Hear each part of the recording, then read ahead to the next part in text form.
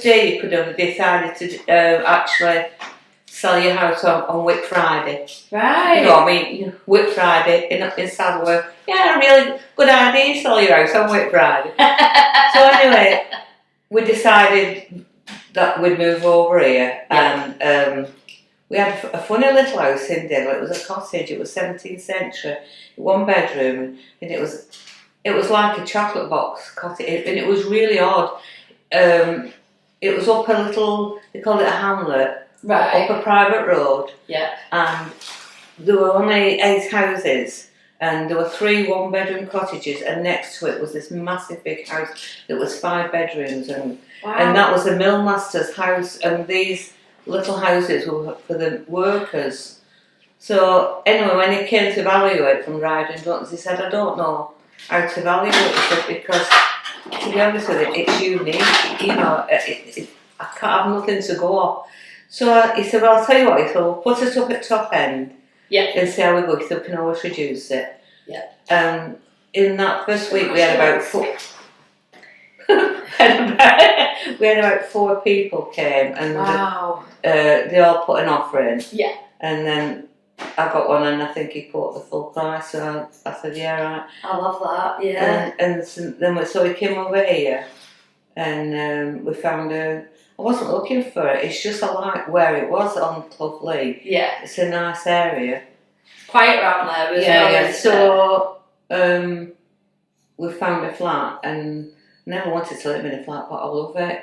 It's brilliant. It's there's only 6, and it's the middle one, and on the top. Nice. So you're out of the way. You know, there's no noise anyway. Yeah. So that's how we came up. It'll be a bit warmer with you being in the middle. Well, I know. I rang up for and said, come on, turn your heating up, Francis, I'm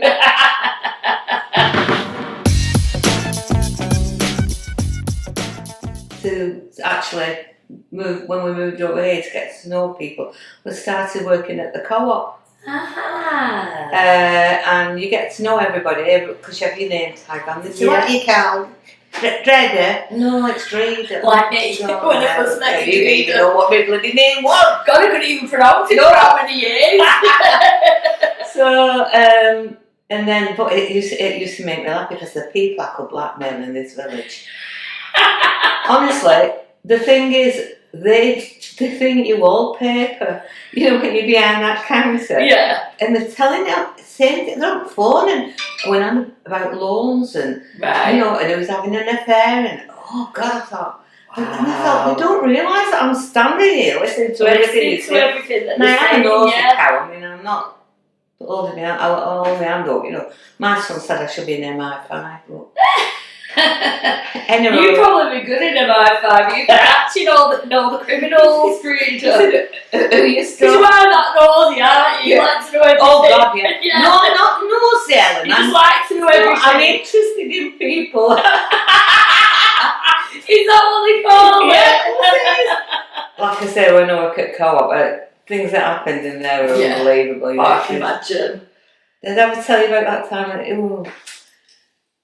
I would be out catching this girl came and she said, oh, have you seen who's just walked in? I mean, we used to get a few from like Emmerdale and Coronation Street coming in and that, and he came in that Joe Gulgun or whatever from Bradford. Yeah. What? Honestly, you know, really able to think, Anyway, this chap comes in and he was proper scruffy. Right. He had a white t-shirt on and flip-flops and right, his hair looked, he'd never seen a brush. And sounds like me on a Saturday.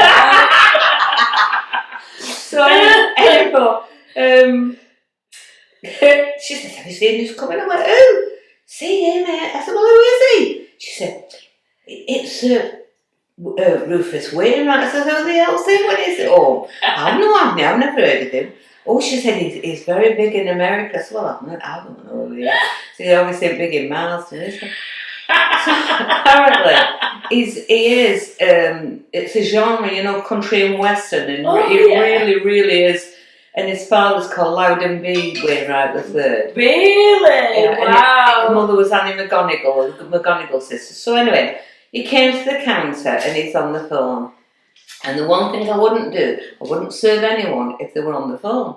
Right. It's rude. Which is fair enough. Yeah, so I stood there, Yeah. and he's holding this whatever it was out, and I thought, no, wait till you finish. Until you finish. So he said, oh yeah, I'm doing a little opera called Diva, yeah, we're premiering it in Manchester at the, oh yeah, you know, I'm in a little town called, I said, you're in a village, lad. And he went, oh, I'm in a village, and I think I better go now, sorry. So then he said, I'm so sorry, madam. I thought, what? Madam. I'm so sorry, madam. I that was very rude. And I said, well, I don't like, I like to face people when, you know, yeah. And do you know what, Helen? After that, he used to come in and he always came to me. Did you? And we used to have a chat, and he was staying at Crow Hill, and then he was on Jonathan Ross, and he said he was staying somewhere between Leeds and Manchester. And he said to him, what's it like? He said, well, the sheep are very attractive. So then he said, he came and he said, my parents are coming over at weekend. I want you to meet them. And I thought, oh, that's nice. So he brings them all in, and they're all rich and all American. Yeah. But the best part was, Alan, we will appreciate it.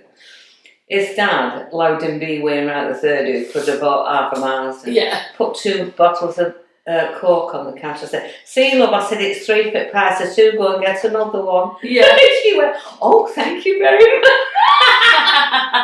And you know, when he went, he came and said goodbye to me. It was really, he was lovely. That's nice. But it is.